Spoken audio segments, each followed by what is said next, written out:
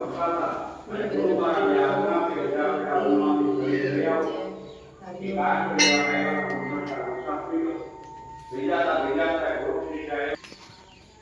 છોકરા માવો ખાતા હોય તો દેખાતા મૂકે છે તો દેવો નહીં.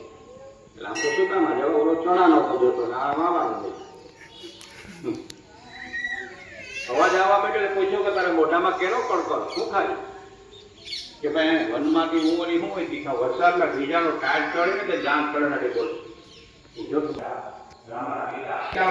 ગાયની સેવાનો લાભ ન મળ્યો.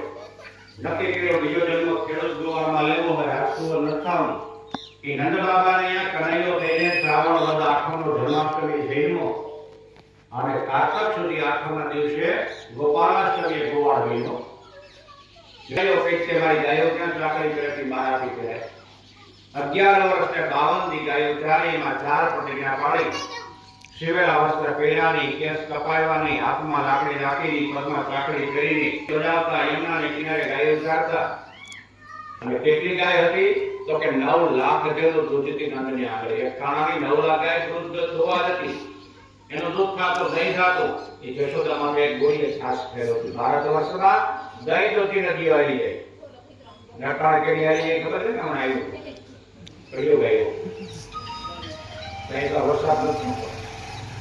એમ કહેવામાં આવે કે કૃષ્ણ ભગવાન આપણે તો ભાગ્યશાળી છીએ માધવપુર વાસી કે માધવપુર કેવડું છે ખાલી આવડું નથી ભાઈ હોતી છે આમ બળદ હોતી છે આમ સાંડા હોતી છે. આ રાઉન્ડ છે ને પંચકોશી માધવ ક્ષેત્ર છે.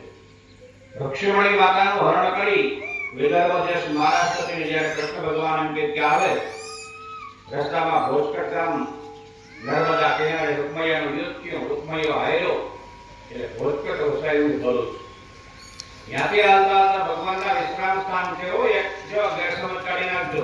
ઘણા એમ કહેતા હોય કે ભગવાન આયા છે સોફો કે રોકી એ ખોટી વાત છે. ભગવાને જ્યારે હરણ કર્યું ત્યારે નક્કી કરી લીધું હતું કે માધવ ક્ષેત્રમાં જ મારા લગ્ન કરવા. એ વિશ્રામ થયો ઘોડો ખાધો ઘોડીના પાસે ખાધો પ્રાચીને પીપળે નદીને કિનારે ખાધો અને પ્રાચીમાં જ્યારે ભગવાન બિરાજમાન થયા ને આરામ કરવા ત્યારે ગોરખમઠી બાજુમાં આવ્યું ત્યાંથી ગોરખનાથ ત્યાં દર્શન કરવા આવ્યા નથી. એટલે રૂક્ષમણીએ ગોરખજીને રાખડી બાંધી 5 મહિના અને ગોરખનાથે કીધું ભગવાન તમે રાખડી બાંધી તો બોલ ન આવો. અને તે રૂક્ષમણીએ માગ્યું હતું કે મારે બીજું કઈ નથી જોતું પણ માધવપુરના ક્ષેત્રમાં મારા લગ્ન થાય ને તો જવતો રમવા આવજે. અને એ ભગવાન માધવપુર આવ્યા. વિશ્વકર્માએ આ નગર રચાયું એની પહેલા સમુદ્ર છે ને એ ચામુંડામાના મંદિર સુધી હતો. હજી પણ અહીંયા વાણના ખોડાને ખારવાના દેવની નિશાની આપે. હજી આ કોંડાના ક્ષેત્રમાં ખોદો તો સંકલન ત્યાં ખાલી હતી. અને એમ કહેવામાં આવે કે સમુદ્ર પાસે સવાગાવ ભૂમિ ઊંચીની માગી સમુદ્ર પાછો હટી ગયો અને ભગવાનની આજ્ઞાથી વિશ્વકર્માએ માધવપુર ગામની રચના કરી. આજથી 5218 વર્ષ પહેલા બધા દેવી દેવતાઓને સંદેશો આપ્યો કારણ કે કંકોત્રી છપાવવાનો ટાઈમ નહોતો. બધું ઉતાવળે થયું પણ એની પાસે પંચજન્ય સંત હતો ને એના દ્વારા કીધું કે ભાઈ મારા લગ્નમાં જેને આવવું એ માધવ ક્ષેત્રમાં આવો. અને એમ કહેવામાં આવે કે દેવી દેવતાઓ ઋષિઓ સતી જતી એ બધા માધવપુરમાં આવ્યા અને 5 દિવસનો આ જે ભૂમિમાં બેઠા ભાગ્યશાળી મધુવન ક્ષેત્રમાં એનો ઉત્સવ ઉજવાનો. એમાં કેટલા ઋષિઓએ પ્રશ્ન કર્યો લગ્ન પછી કે પ્રભુ બીજું તો ઠીક અમને માધવપુર થોડું નથી ગમતું.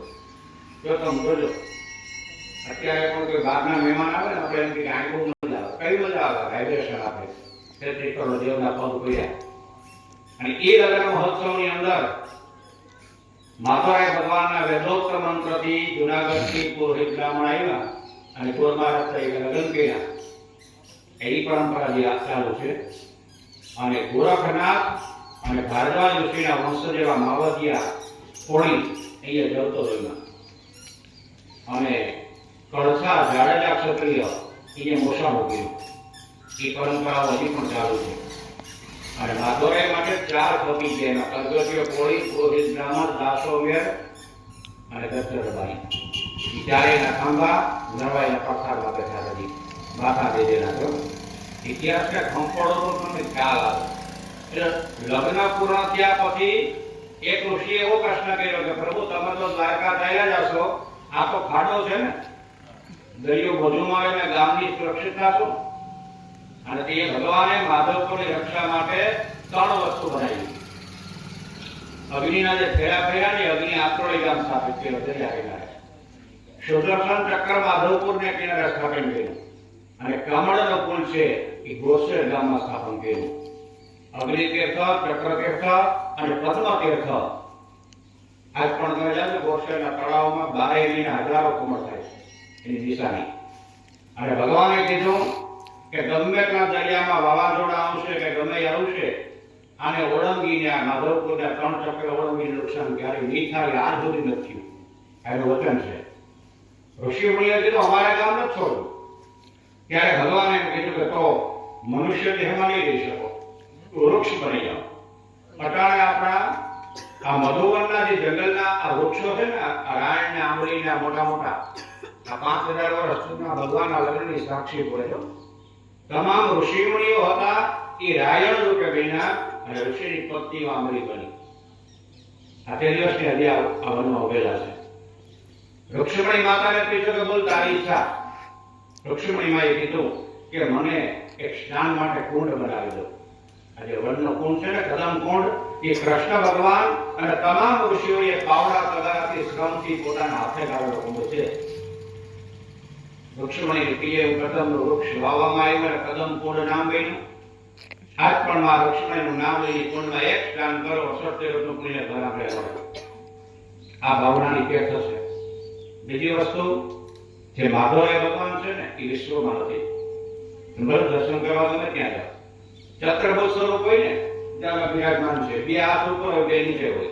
શંખ, ચક્ર, ગદા અને પદ્મ. માધવરાયનું નિરીક્ષણ કરજો ને, 3 હાથ ઉપર છે, 1 જ નીચો છે. અને શિલ્પમાં ઉભી મૂર્તિ કહેવામાં આવે. માગે દેવ તત્પર. નીચલા હાથમાં શંખ છે. શંખ એટલે જલતત્વ, એટલે જાય પાણી નથી ખૂટતા અને કટાણાથી જો પોરબંદરને ગળ્યામાં રાડ્યો બોલવા માંડી. આ જલતત્વનો લાભ છે. 20 ફૂટે પાણી આપે છે. અને માધવ ક્ષેત્ર તમે રૂપજો બદલ્યો, નકર વિષ્ણુ ભેગો શિવ ન હોય, હરિહર ભેગા ન હોય. એ માધવપુરમાં છે. અખા પેટના ચંદન સ્નાન કરવા જાજો, ખુલ્લા થાય ને. ત્રિકમ રાય તો વ્રત શબ્દ છે. ત્રિવિક્રમ બ્રહ્મા, વિષ્ણુ અને પંચમુખી શિવ, એ ત્રણેયમાં ભેગા થયા. હરિહરનું મિલન અહીંયા થાય. અને કોઈ દી અનુભવ કરજો, સવારના પહેલા જાઓ ને, મંગળાના દર્શન કરજો, બાળક સ્વરૂપ દેખાશે. બપોરે કરજો 11:30 ના ઘર જોવાનું દેખાશે, રોજનો નિયમ.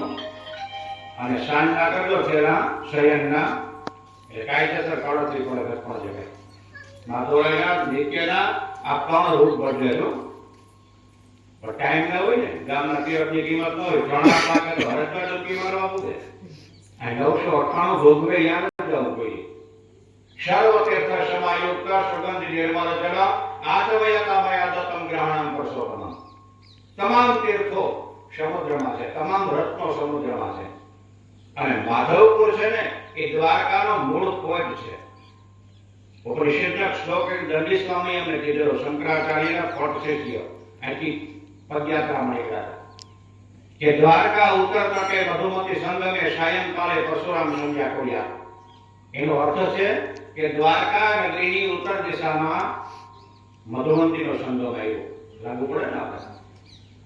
અને સિદ્ધેશ્વર મહાદેવ છે ને, એ સ્વયં પરશુરામે સ્થાપિત કરેલા છે. અને આજ પણ સાયં સંધ્યા કરવા પરશુરામ નિત્ય આવે, સવારે સિદ્ધેશ્વરનું પૂજન કરીને પોતાની પ્રયાણ કરે નિત્યને માટે. એ અનુભૂતિ કરો તો સોનાની દ્વારકા છે ને, એ માધવપુરના દરિયામાં જો કૃષ્ણ ગાળની જે હતી ને, એ ક્યાં છે? ગોળસેરથી સીધી રેતીમાં દરિયામાં, એટલે નિશાન કહેવાનું. અને એ ભદ્રશરણ જોરીમાં થઈ ગયા ને, મૂંગીમાં ને હીરીમાં, એ પ્રત્યક્ષ દરિયામાં જઈને દર્શન કર્યા હતા. 2 જણાએ સોનાની દ્વારકા જોઈ, એક હીરીમાં એ જોઈ અને એક લીમા વખતે જે ગોવાળે.